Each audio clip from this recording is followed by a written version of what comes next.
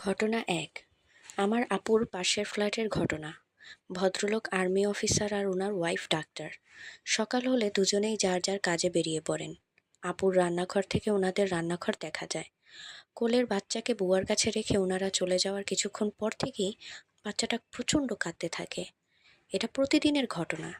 একদিন বাচ্চাটা খুব কাঁদছিল। আপু রান্নাঘরে গিয়ে দেখে ওই বাসার রান্নাঘরের হাউজের মধ্যে বাচ্চাটাকে রেখে বুয়া ট্যাপ ছেড়ে দিয়েছে আর বাচ্চাটা কাঁদছে। আপু তাড়াতাড়ি করে বাসায় গিয়ে কলিং বেল দেয়। অনেকক্ষণ পর বুয়া দরজা খুলে। কোলে বাচ্চা, সারা গা ভেজা। আপু এসব ঘটনা বাচ্চার মাকে জানানোর পর উনি কি বলেছিলেন জানেন? থাক ভাবি, এসব শুনবো না। এসব কথা আমলে নিলে কি আর চাকরি করতে পারবো? ঘটনা দুই। এক মহিলার স্বামী বিরাট ধনী, বিশাল এরিয়ার ওপর বাড়ি। তারপরও বউ শখের বশে চাকরি করে। 2.5 বছরের বাচ্চাটা থাকে কাজের মেয়ের কাছে। একদিন বাচ্চাটা খেলছে আর কাজের মেয়ে এর মধ্যে ঘুমিয়ে পড়েছে। ঘুম থেকে উঠে দেখে বাচ্চা নাই। সারা বাড়ি আত্মীয় স্বজন প্রতিবেশীদের কাছে তন্ন তন্ন করে খুঁজেও তাকে পাওয়া গেল না। পরে বাথরুমের দরজার কাছে দেখা গেল একটা স্যান্ডেল, আর বাচ্চাটা বালতির মধ্যে উপুর হয়ে পড়ে আছে। পানি ভরা বালতি উপুর হয়ে দেখতে গেছে উল্টে পড়ে গেছে, আর উঠতে পারেনি। ঘটনা তিন। মা পিএইচডি করতে যাচ্ছে। এয়ারপোর্টে সি অফ করতে গিয়ে 3 বছরের বাচ্চা মেয়েটা চিৎকার করে কাঁদছে, আমাকে ছেড়ে যেও না মা, আমাকে ছেড়ে যেও না। কিন্তু পিএইচডির হাতছানি সন্তানের মাকে আঁকড়ে ধরে রাখার আকুতি থেকে বড় ছিল। মা পিএইচডি ডিগ্রি নিতে বিদেশে চলে গেলেন। ঘটনা 4। মা অনেক বড় একটা প্রতিষ্ঠানের একটা উইংয়ের ডিরেক্টর।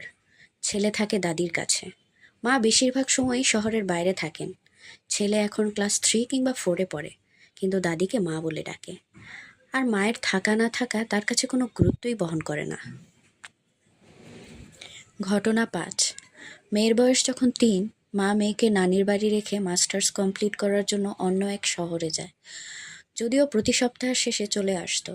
মেয়ের আদর যত্নে কোনো ত্রুটি হয়নি, কিন্তু মেয়েটা মায়ের সেই না থাকাটা বড় হয়েও ভুলেনি। 22 বছর পর হঠাৎ একদিন মেয়ে মাকে জিজ্ঞেস করে, আম্মু, তুমি আমাকে ছেড়ে পড়তে গিয়েছিলে কেন? মায়ের সরল জবাব, ও মা, না গেলে পড়ালেখা কমপ্লিট করতাম কিভাবে? মেয়ের সমস্ত ক্ষোভ চেপে রেখে ছোট করে জবাব দেয়, তাহলে পড়াশোনা শেষ করার আগে বাচ্চা নিয়েছিলে কেন? একেবারে মাস্টার্স কমপ্লিট করেই সন্তান নেবার কথা ভাবতে। যে সকল মুসলিম মায়েরা চাকরি করেও সংসার সামলাতে পারেন বলে দাবি করেন, বাচ্চা সামলাতে পারেন, তাদের অনেকের ক্ষেত্রেই একটা ব্যাপার কিন্তু খুবই অবাক লাগে এবং বিচিত্রও লাগে। তারা নিজেদের চাকরি করাটাকে জাস্টিফাই করার জন্য ফুল টাইম হাউসওয়াইফদের সমালোচনা করে থাকেন। যেমন, আমি চাকরি করেও বাচ্চাকে কোয়ালিটি সময় দেই, আর হাউসওয়াইফরা সারাদিন বাচ্চার সাথে থেকেও বাচ্চাকে সেই কোয়ালিটি টাইম দিতে পারে না, বাচ্চার সাথে ঘ্যান ঘ্যান করে, ইত্যাদি ইত্যাদি। আর আমি দিন শেষে এত এত ঘন্টা অফিসে থেকেও বাচ্চাকে সময় দিই, বাচ্চার সাথে খেলি, ওকে ঘুম পাড়াই। এই কোয়ালিটি টাইম বলতে আপনি কি বোঝাতে চাচ্ছেন আসলে?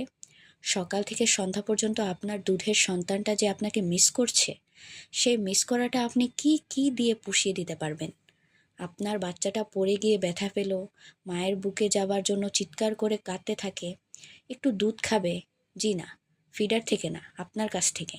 আপনার মমতা, মায়ের বুকের নিরাপদ আশ্রয়, এই শূন্যতা আপনি কোন কোয়ালিটি টাইম দিয়ে পূরণ করবেন?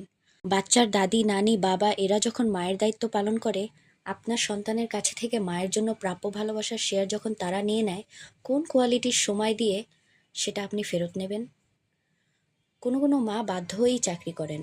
অনেক সমস্যা থাকতে পারে, কিন্তু নিজের চাকরি করার পেছনে ওই সমস্যাগুলোকেই হাইলাইট করা উচিত। যেমন, আমার হাজব্যান্ডের প্রেশারে আমি চাকরি করতে বাধ্য হয়েছি, অথবা আমার স্বামী আমাদের খরচ দেয় না, বাধ্য হয়েই আমাকে কাজ করে টাকা আনতে হয়। কিন্তু এসব না বলে আগ বাড়িয়ে হাউসওয়াইফদের সমালোচনা কেন? আবার এমন অনেকেই আছেন যারা মা, মেয়ে, স্ত্রী হয়ে সন্তুষ্ট না। এই পরিচয় তাদের জন্য যথেষ্ট না। তারা কিছু করতে চায়, নিজের পায়ে দাঁড়াতে চায়, স্বামীর মুখাপেক্ষী হয়ে থাকতে চায় না। নিজের যোগ্যতা প্রমাণ করতে তাদের বাড়ির বাইরে বের হতেই হবে, একটা চাকরি করতেই হবে, পরিচয় সংকট ঘোচানো। আমি একজন মা, এটা আবার কোন পরিচয় হলো? সত্যি এটা কোনো পরিচয় নয়। যখন আপনি কোমর থেকে খুলে আসা জিন্স প্যান্ট পরা সন্তানদের মা হবেন, কিন্তু আপনি যদি ইমাম বুখারীর মা হতেন, নিশ্চয়ই সেই পরিচয়ে আপনি খুশি হতেন, বলতেন আমি উম্মে ইমাম বুখারী। একটা বিষয় খেয়াল করেছেন?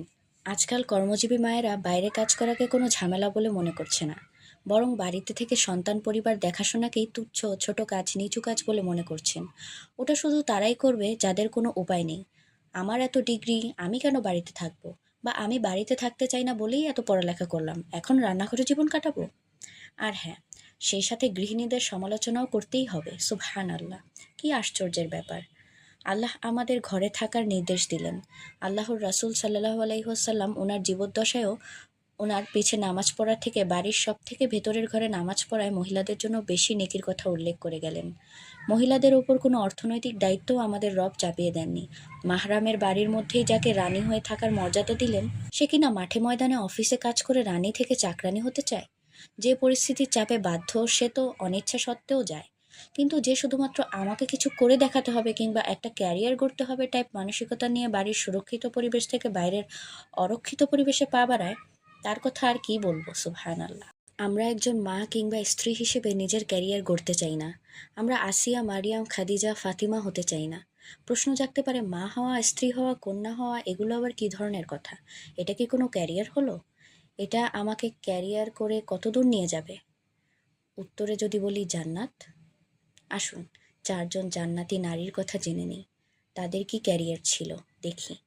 জাবের রাদিয়াল্লাহু তাআলা আনহু থেকে বর্ণিত, তিনি বলেন, রাসূলুল্লাহ সাল্লাল্লাহু আলাইহি ওয়াসাল্লাম বলেছেন, জান্নাতি নারীদের সর্দার মারিয়াম বিনতে ইমরান, এরপরে ফাতেমা, খাদিজা ও ফেরাউনের স্ত্রী আসিয়া। তাবরানী, আল্লামা আলবানির সিলসিলাতুল আহাদিস আস-সহিহ হাদিস 1432। আমরা মায়েরা আজকে বাইরে কাজ করার জন্য অস্থির। হ্যাঁ, চাকরি করার জন্য এক্সকিউজ হিসেবে খাদিজা যে ব্যবসা করেছিলেন সেটা ঠিকই মনে রাখি, কিন্তু এটা ভুলে যাই যে উনি ব্যবসায় লোক লাগিয়েছিলেন, নিজে থেকে বাড়ির বাইরে গিয়ে বাণিজ্য করেননি। এমন একজন মহিলা উনি ছিলেন যার কাজের লোকের যোগান থাকা সত্ত্বেও নিজ হাতে স্বামীর খাবার তৈরি ও পরিবেশন করতেন। আসিয়া কি ছিলেন? অনেক বড় আলেম, বড় ব্যবসায়ী। মারিয়াম, ওনার এমন কী ছিল যার জন্য সৃষ্টিজগতের সকল নারীর ওপর তাকে শ্রেষ্ঠত্ব দেওয়া হলো? একজন মা ছিলেন, স্রেফ একজন সতীসাধ্বী মা, ব্যাস। আজকে কোলের সন্তানকে দিনের শেষ সময়টুকু বরাদ্দ করে যে কোয়ালিটি সময় দেওয়ার কথা আপনি বলছেন, কাল আপনার সন্তানও আপনাকে ওল্ড হোমে ব্যাপক সুযোগ সুবিধার মধ্যে রেখে সপ্তাহে একবার কোয়ালিটি টাইম দেবে। এরপর সেও লিখবে, আমি আমার বাপ মাকে কোয়ালিটি সময় দিই। যারা বাপ মায়ের সাথে এক বাসায় থাকে তারা তো এই কোয়ালিটি টাইম দিতে পারে না, ঠিকমতো খেদমতো করতে পারে না। আমি ঠিকই সব থেকে ভালো ফ্যাসিলিটির ওল্ড হোমে তাদেরকে রেখেছি। সার্বক্ষণিক ডাক্তার আছে সেখানে, এটা আছে সেটা আছে। আর প্রতি উইকেন্ডে ওনাদের সাথে দেখা করতে যাই, অনেক মজা করি, দেখভাল করি, খোঁজ খবর নেই এবং হ্যাঁ, খুবই কোয়ালিটি টাইম কাটাই। ভিডিওটা যদি আপনাকে একটু হলেও ভাবতে বাধ্য করে থাকে, যদি মনে হয় আর কাউকে এটা শোনানো দরকার, তাহলে প্লিজ শেয়ার করুন। আর এমন সুন্দর বাস্তব ও ইসলামিক কন্টেন্ট পেতে চাইলে চ্যানেলটি সাবস্ক্রাইব করে পাশে থাকুন। আল্লাহ আমাদের সবাইকে হেদায়েত দান করুন।